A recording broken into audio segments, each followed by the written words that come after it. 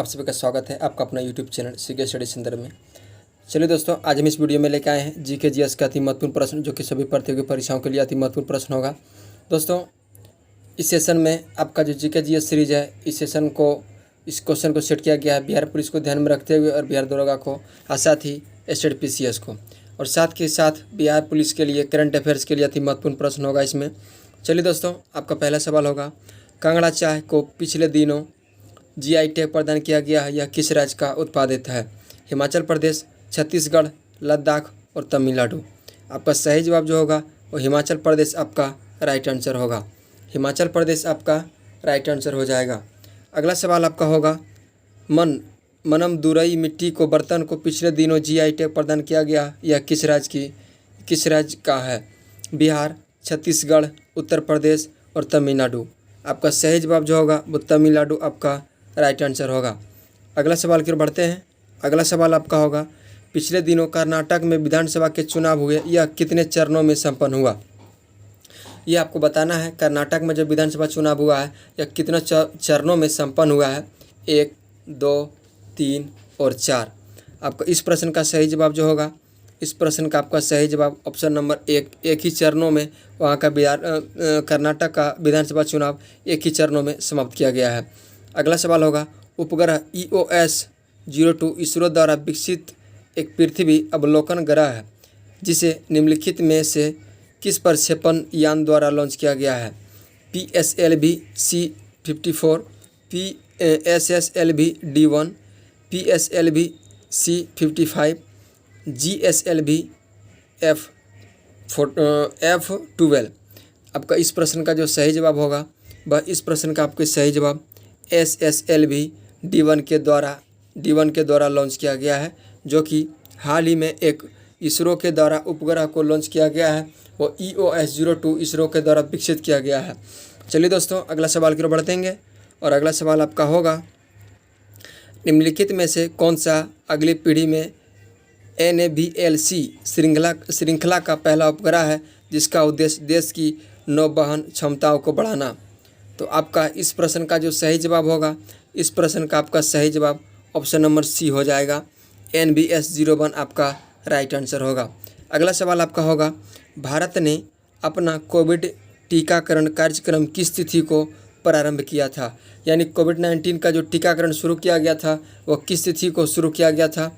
तो वो तिथि आपका होगा, वो तिथि आपका है 16 जनवरी 2021 को यह टीका कोविड-19 का टीका जो है वो लगना स्टार्ट हो गया था। चलिए दोस्तों, अगला सवाल की ओर बढ़ेंगे और अगला सवाल आपका होगा, भारत की पहली नाक से दी जाने वाली वैक्सीन इकोवैक निम्नलिखित में से किससे निर्मित है? तो जो नाक से दी जाने वाली वैक्सीन है, उस वैक्सीन का नाम आपका है इकोवैक।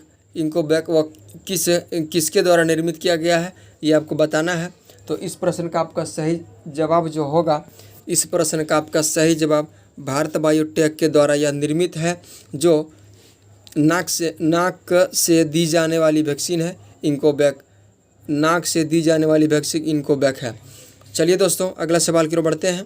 भारत में पहली बार किस देश के दूतावास ने निहोंसू के लिए जीआई टैग के लिए आवेदन किया गया है? जापान, श्रीलंका, यूक्रेन और माली। आपका सही जवाब जो होगा वो जापान आपका राइट आंसर होगा। जो भारत में पहली बार देशों के दूतावास ने निहोंसू के लिए जीआई टैग प्रदान करने के लिए आवेदन दिया था। वो किस देश दिया है? वो जापान आपका सही जवाब होगा। अगला सवाल की ओर बढ़ेंगे। अगला सवाल आपका होगा, हाल ही में किस राज्य में मरचा चावल को जीआई टैग प्रदान किया गया है? मरचा चावल हाल ही को जीआई टैग प्रदान किया गया है, वो किस राज्य का चावल है? मरचा चावल। तो आपका सही जवाब जो होगा वो आपका सही जवाब बिहार है। बिहार का जो मरचा चावल है उसे हाल ही में जीआई टैग प्रदान किया गया है। अगला सवाल होगा, अंतर्राष्ट्रीय गैर लाभकारी संगठन रिपोर्टर्स विदाउट बॉर्डर्स द्वारा जारी विश्व प्रेस स्वतंत्रता सूचकांक में भारत की रैंकिंग कितना है? यानी जो एक रिपोर्ट जारी किया गया है वह रिपोर्ट है विश्व प्रेस स्वतंत्रता सूचकांक में भारत की रैंक कितना है, आपको ये बताना है। ये आपका सही जवाब जो होगा वो 161 आपका राइट आंसर हो जाएगा। अगला सवाल होगा, निम्नलिखित में से कौन सी मिश्रित खेती का प्रमुख विशेषता है? मिश्रित खेती का प्रमुख विशेषता कौन सी है आपको ये बताना है। तो यह आपका सही जवाब होगा। इस प्रश्न का सही जवाब ऑप्शन नंबर सी आपका सही जवाब होगा। मिश्रित खेती का प्रमुख विशेषता पशुपालन और शेष उत्पादन को एक साथ करना। अगला सवाल है, यदि खाद्यान्नों का सुरक्षित संग्रह करना हो तो कटाई के समय उनमें आर्द्रता अंश कितने प्रतिशत से अधिक नहीं होना चाहिए? यह इस प्रश्न का जो आपका सही जवाब हो जाएगा, सही जवाब आपका 14% आपका राइट आंसर हो जाएगा। अगला सवाल हो जाएगा आपका, भारत में उगाई जाने वाली अधिकतर कॉफ़ी का किस्म जो भारत में उगाई जाती है वो अरेबिका का है। वो किस किस्म की है? वो अरेबिका की है। अगला सवाल की ओर बढ़ते हैं और अगला सवाल आपका होगा, भारत में पीली क्रांति का संबंध किससे है? भारत में पीली क्रांति का संबंध आपका तिलहन उत्पादन से है। भारत में पीली क्रांति का संबंध आपका तिलहन के उत्पादन से है। तिलहन के उत्पादन से आपका राइट आंसर होगा। अगला सवाल है, निम्नलिखित में से कौन सी खरीफ की प्रमुख फसल नहीं है? खरीफ की प्रमुख फसल कौन सी नहीं है? यह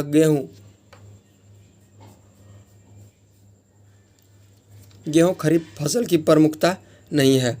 अगला सवाल आपका होगा, राष्ट्रीय केला अनुसंधान केंद्र कहाँ स्थित है? राष्ट्रीय केला अनुसंधान स्थित आपका पुणे होगा।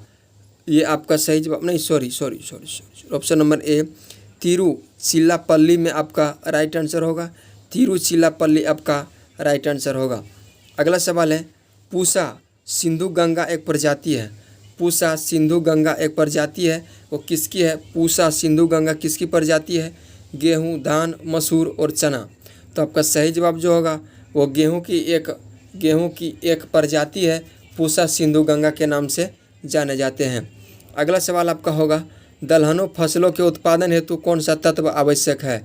तो निम्नलिखित में से जो दिया हुआ है वो दलहन फसलों का उत्पादक वो कौन सा तत्व आवश्यक है, ये आपको बताना है। तो आपका सही जवाब जो होगा वो कोबाल्ट आपका राइट आंसर होगा। निम्न में से कौन सा क्षेत्र कोयला भंडार में सबसे अधिक समृद्धि है?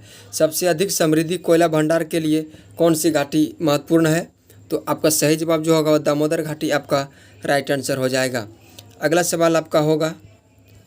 सवाल आपका है, निम्नलिखित में से भारत का वह राज्य कौन सा है जो गंधक यानी सल्फर उत्पादन में अग्रणी है? वो कौन सा राज्य है? तो वह राज्य आपका हो जाएगा हरियाणा।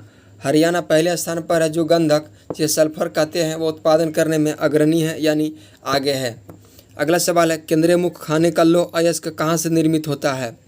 वो केंद्रीय मुख लौह अयस्क का जो कारखाने हैं वो कहाँ से उत्पन्न होता है? तो यह आपका मंगलोर से उत्पन्न होता है। अगला सवाल है आपका, यानी अयस्क कहाँ से निर्यात किया जाता है? यह मंगलोर से निर्यात किया जाता है। भारत में किस राज्य में रेट होल खनन किया जाता है? तो इस प्रश्न का आपका सही जवाब जो होगा वह मेघालय से किया जाता है। अगला सवाल होगा, निम्नलिखित में से किस राज्य में हट्टी सोने की खान स्थित है?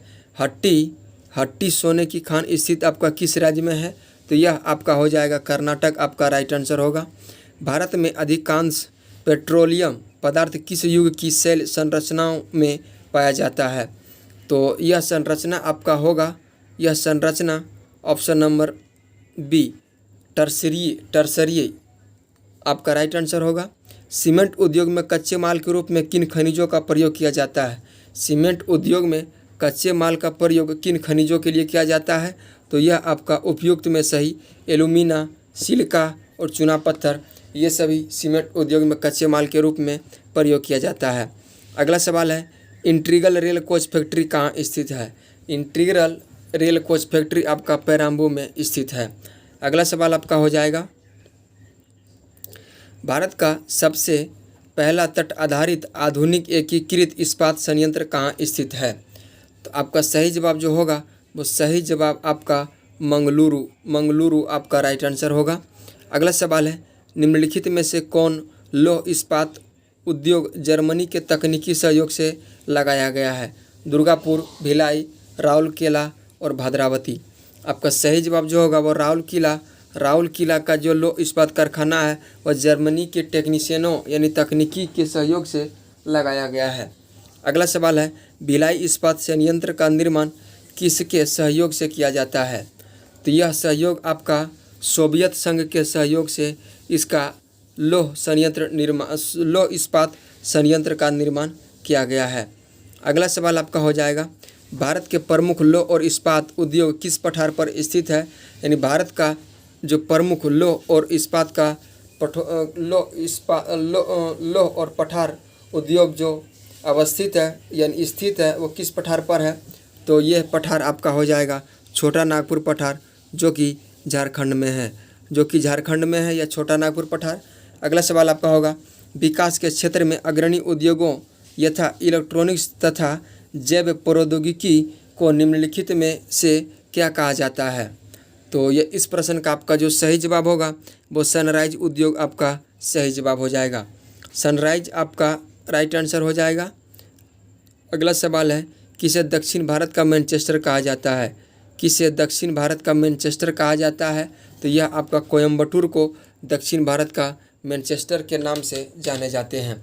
आंध्र प्रदेश और तमिलनाडु का तटीय भूभाग को क्या कहते हैं?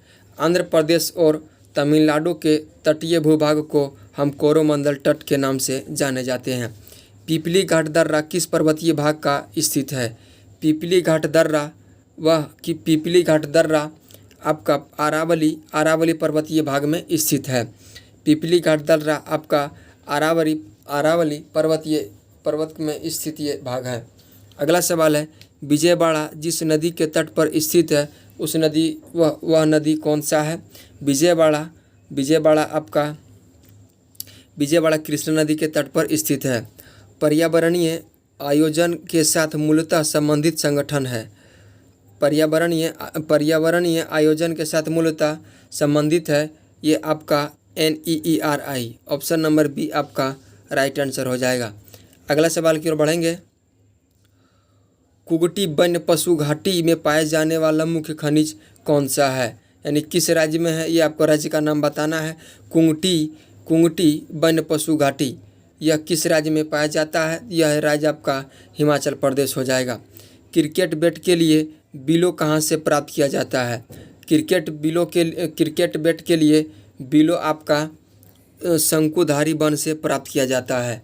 अगला सवाल आपका होगा, वर्तमान समय में निम्नलिखित में से कौन सा भारत में सिंचाई का प्रमुख साधन है? तो ये आपका कुआं व नलकूप है। कुआं व नलकूप से वर्तमान समय में भारत में सिंचाई का प्रमुख साधन आपका कुआं व नलकूप से है।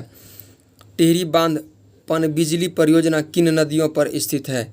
टिहरी बांध पनबिजली परियोजना आपका भागीरथी और भिलंगना पर स्थित है।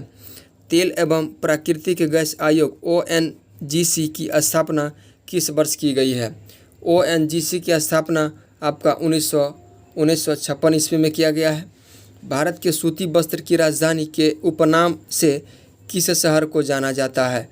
सूती वस्त्र की राजधानी के उपनाम से आपका मुंबई को जाना जाता है। अगला सवाल है, भारत में प्रति हेक्टेयर उर्वरक खपत में प्रथम स्थान किस राज्य का है? प्रति हेक्टेयर उर्वरक खपत वो किस राज्य का प्रथम स्थान है? तो यह आपका पंजाब आपका सही जवाब होगा। भारत में रेशम उत्पादन के दूसरे स्थान पर कौन सा देश है? रेशम उत्पादन करने वाले भारत का दूसरे देश कौन सा है, आपको यह बताना है। तो आपका इस प्रश्न का जो सही जवाब होगा वो आंध्र प्रदेश आपका दूसरे स्थान पर है।